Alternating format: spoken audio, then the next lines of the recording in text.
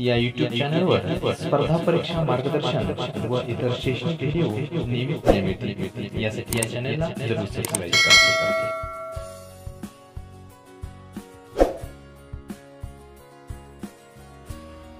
आजचा घटक आहे वर्तुळ। विद्यार्थी मित्रांनो, आजचा हा व्हिडिओ अतिशय महत्त्वाचा आहे, कारण या व्हिडिओमध्ये आपण वर्तुळासंबंधी सर्व माहिती घेणार आहोत आणि त्यावर येणारे परीक्षेला प्रश्न सुद्धा पाहणार आहोत। आता पहिला पॉइंट आहे वर्तुळाचे केंद्र।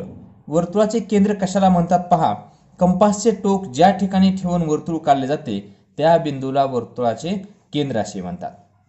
आता या ठिकाणी आपण कंपासचं टोक ठेवणार आहे आणि हे पूर्ण असं वर्तुळ काढणार आहे, म्हणून हा जो बिंदू आहे ना, ह्या बिंदूला एक आपण नाव देऊया P, आणि बिंदू P हे वर्तुळाचं केंद्र आहे। या ठिकाणी आपण लिहू P केंद्र आहे या वर्तुळाचा।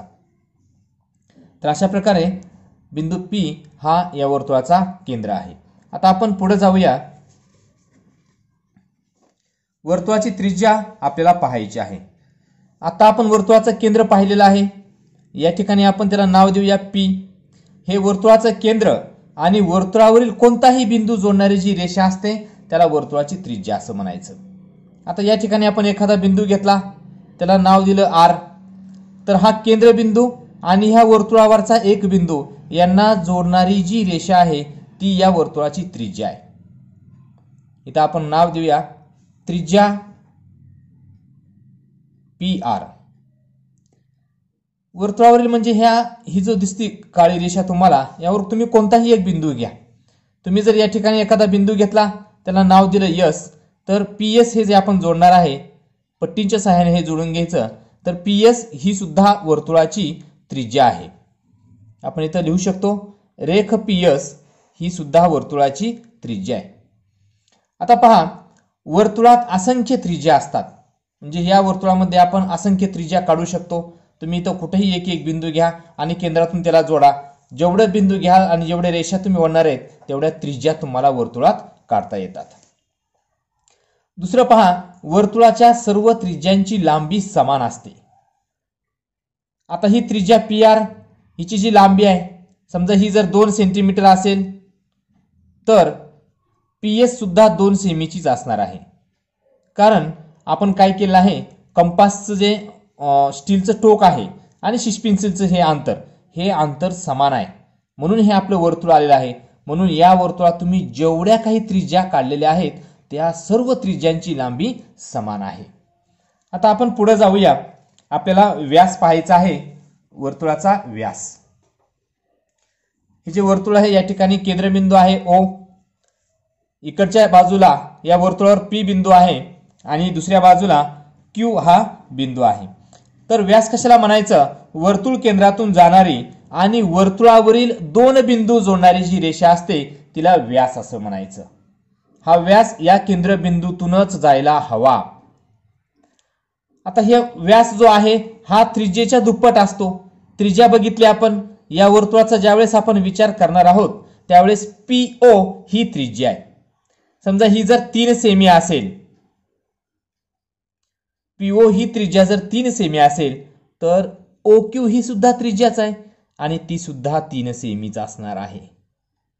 मग PO ही त्रिज्या 3 सेंटीमीटरची आहे आणि पूर्ण जर हा व्यास बघितला PQ इथून इथपर्यंतचा, तर 3 आणि 3 6 सेंटीमीटरचा, म्हणजे त्रिज्या 3 सेंटीमीटर आणि व्यास 6 सेंटीमीटर, म्हणजे त्रिज्येच्या दुप्पट हा व्यास असतो। आता या ठिकाणी पहा, व्यासासंबंधी काही महत्त्वाचे गुणधर्म आपण पाहणार आहोत। व्यासाची लांबी त्रिज्येच्या दुप्पट असते, हे आताच आपण पाहिलेलं आहे। वर्तुळात असंख्य व्यास असतात किंवा काढता येतात। जसं मगाशी आपण पाहिलं त्रिज्या आपल्याला असंख्य काढता येतात, तसेच व्यास सुद्धा आपल्याला असंख्य काढता येतात। आता या ठिकाणी हा आडवा व्यास काढलेला आहे, तुम्ही असा तिरपा जर व्यास काढला तरी सुद्धा चालतो। पहा, केंद्रबिंदूतून जाणाऱ्या आणि वर्तुळावरील 2 बिंदूंना जोडणारी जी रेषा आहे त्याला व्यास। असे कितीही प्रकारचे तुम्ही असे व्यास काढू शकता, फक्त तुम्ही व्यास काढताना पट्टीचा वापर करून घ्यायचा आहे। अशा प्रकारे जसे की जर बैलगाडीचं चाक तुम्ही पाहिलं असेल आणि त्या बैलगाडीच्या चाकाला जे आरे असतात ना मध्ये, अशा प्रकारचे डिझाईन्स, किंवा सायकलच्या तारा, तशा प्रकारे याला असंख्य व्यास काढता येतात। सर्व व्यासांची लांबी समान असते। जर या वर्तुळाचा व्यास PQ हा जो व्यास आहे PQ बरोबर 6 सेमी असेल तर या वर्तुळात तुम्ही जेवढे व्यास काढाल त्या सर्व व्यासांची लांबी ही 6 सेंटीमीटर असणार आहे। पुढचा गुणधर्म पहा, व्यास सर्वात जास्त लांबीची जीवा असते आणि व्यास ही काय आहे, वर्तुळाची सर्वात मोठी जीवा आहे। आता जीवा म्हणजे काय तर ते लगेच आपण पाहूया। वर्तुळाची जीवा, आता जीवा कशाला म्हणायचं पहा, वर्तुळावरील कोणतेही दोन बिंदू जोडणारी जी रेषा आहे, जो रेषाखंड आहे त्याला जीवा असं म्हणायचं। आता या ठिकाणी हे पहा, ए आणि बी हे वर्तुळावरचे दोन बिंदू आहेत आणि वर्तुळावरील दोन बिंदू जोडणारा जो रेख आहे, रेख म्हणायचं, रेख म्हणा किंवा रेषाखंड म्हणा। यस, वर्तुळावरील दोन बिंदू जोडणारा जो रेख आहे, या ठिकाणी रेख AB ही या वर्तुळाची जीवा आहे। आता इथं खाली पहा, खालच्या साईडला ST ही सुद्धा काय आहे, जीवाच आहे। रेख MN ही सुद्धा जीवाच आहे। रेख PQ ही सुद्धा जीवाच आहे।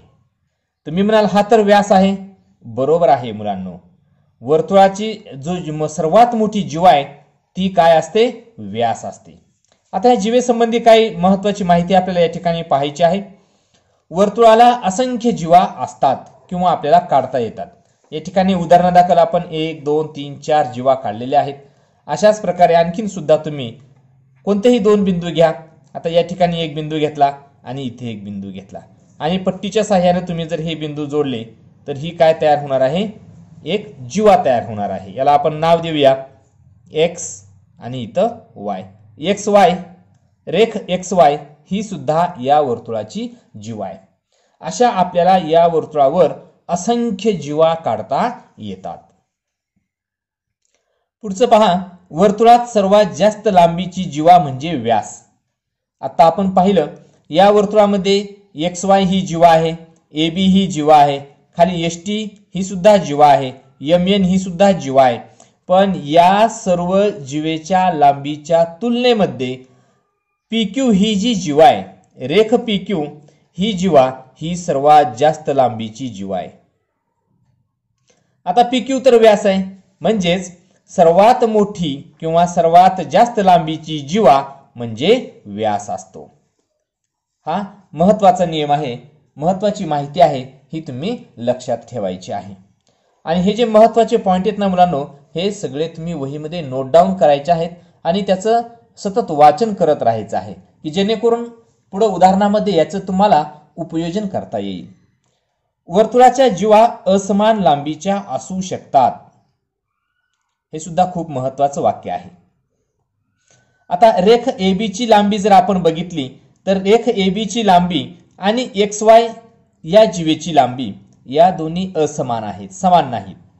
म्हणजे यामध्ये आपण जेवढ्या जीवा काढणार आहेत त्या सगळ्या असमान लांबीच्या असू शकतात। तुम्ही समान लांबीच्या सुद्धा काढू शकता, पण सर्व जीवा ह्या असमान लांबीच्या असू शकतात।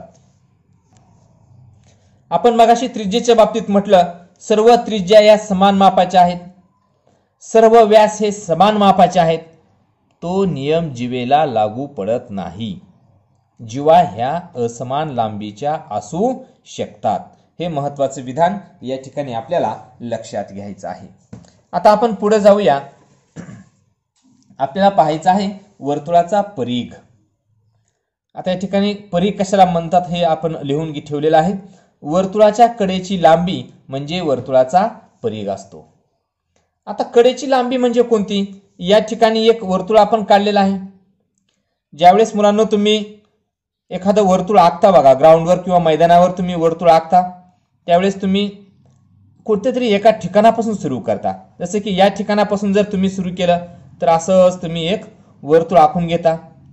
आता या ठिकाणी मी पेनाच्या सहाय्यानं आणि कंपास न वापरता वर्तुळ काढत आहे, त्यामुळे तो आकार एकदम वर्तुळासारखा येणार नाही, पण तो समजून तुम्ही घ्या।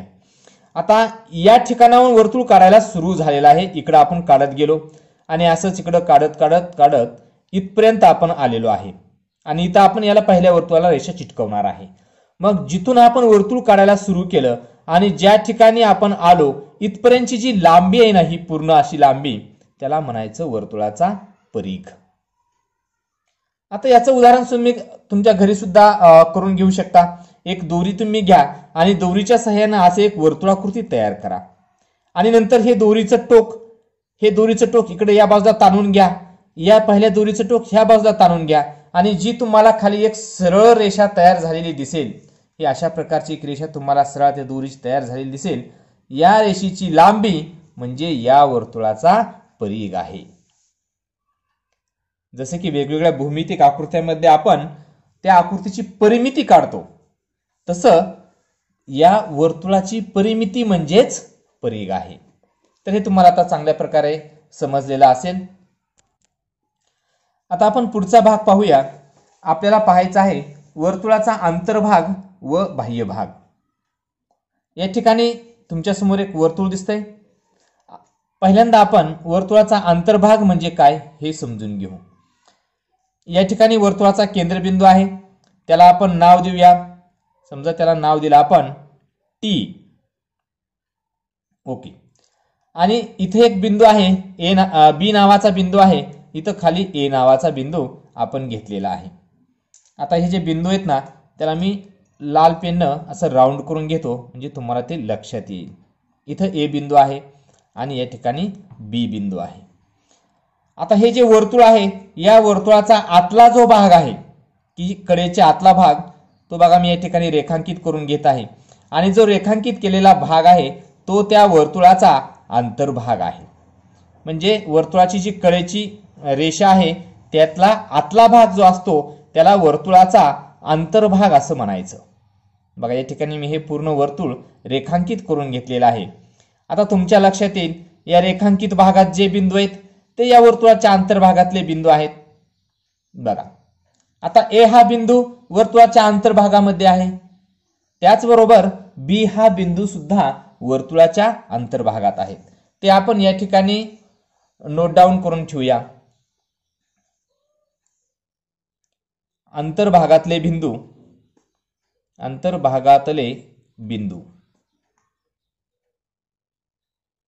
कोणकोणते आहेत पहा. ए अंतर्भागामध्ये आहे, बी हा बिंदू सुद्धा अंतर्भागामध्ये आहे आणि साहजिकच टी हा जो केंद्रबिंदू आहे तो सुद्धा वर्तुळाच्या अंतर्भागातच आहे. आता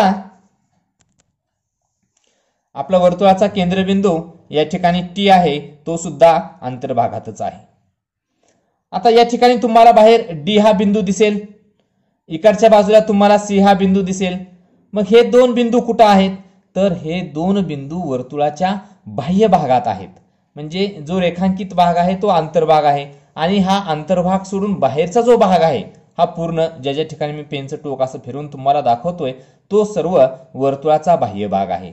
म्हणजे या बाजूचा जो भाग आहे तो बाह्य भाग, त्याचबरोबर इकडचा बाह्य भाग, म्हणजे चारही बाजूने याच्या सर्व गोलाकार बाजूने जो पूर्ण असा भाग आहे तो बाह्य भाग आहे.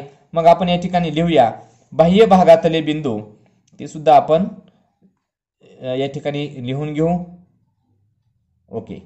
तर डी हा बिंदू बाह्य भागामध्ये आहे, तो इथं आपण लिहिलेला आहे आणि त्याचबरोबर सी हा बिंदू सुद्धा बाह्य भागामध्ये आहे. तर तुम्हाला अंतर्भाग आणि बाह्य भाग हे आता चांगल्या प्रकारे समजलेला आहे. आता आपण पुढच्या भागाकडे जाऊया, तो म्हणजे वर्तुळ कंस. आता हे वर्तुळ कंस म्हणजे काय आहे, तर पहा या ठिकाणी आपण एक वर्तुळ काढून घेतलेला आहे आणि इथं ए नावाचा बिंदू आहे, इथं बी नावाचा बिंदू आहे. या ए बिंदूमुळं आणि इथं बी बिंदू घेतल्यामुळं या पूर्ण वर्तुळाचे तुम्हाला काही भाग झालेले दिसतील. अगोदर आपण काय करूया, हे दोन बिंदू खोडून घेऊया म्हणजे तुमच्या लक्षात येईल. येस. ओके. या ठिकाणी पहा हे वर्तुळ आहे आणि वर्तुळावरती दोन बिंदू आपण घेतलेले आहेत.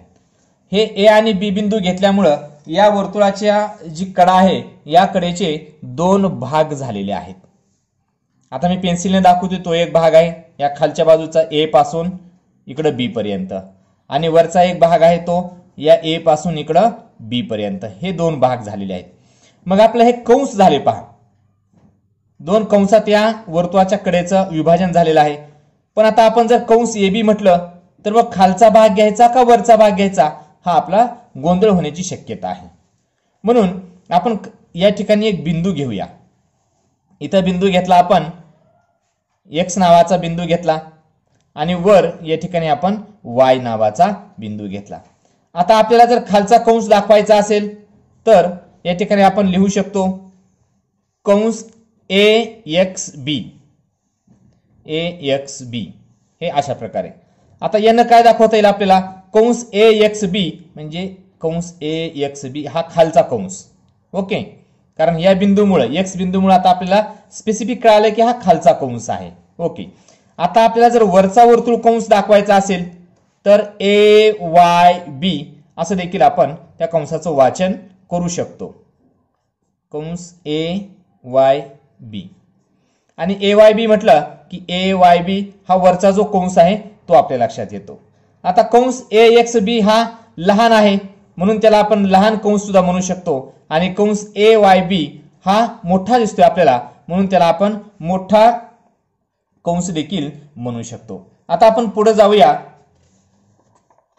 यस, आता या घटकावरती कशा प्रकारचे प्रश्न परीक्षेला येऊ शकतात ते देखील आपल्याला पाहायचं आहे. एक उदाहरण आपण या ठिकाणी घेतलेलं आहे. वर्तुळाची सर्वात मोठी जीवा कोणती? त्रिज्या, परिघ, कंस का व्यास? तर जीवा म्हणजे काय? वर्तुळावरच्या कोणत्याही 2 बिंदूंना जोडणारी रेषा, पण या ठिकाणी सर्वात मोठी जीवा म्हटलेला आहे आणि कोणत्याही वर्तुळाची सर्वात मोठी जीवा ही त्या केंद्रातून जाणारी जी जीवा असते ती असते. वर्तुळाच्या केंद्रातून जी जीवा जाते ती त्या वर्तुळाची सर्वात मोठी जीवा असते. आणि मग केंद्रातून जी जीवा जाते ना, केंद्रातून जाणाऱ्या जीवेला आपण शिकलोय की तिला व्यास असं म्हणतात. म्हणून या प्रश्नाचं उत्तर व्यास हे आहे. पर्याय क्रमांक 4 हे याचं उत्तर आहे. आता पुढचं उदाहरण आपण पाहूया. व्यास हा नेहमी त्रिज्येच्या टिंबटिंब असतो. या ठिकाणी आपण उदाहरणादाखल एक वर्तुळ काढून घेऊया म्हणजे तुमच्या लगेच लक्षात येईल.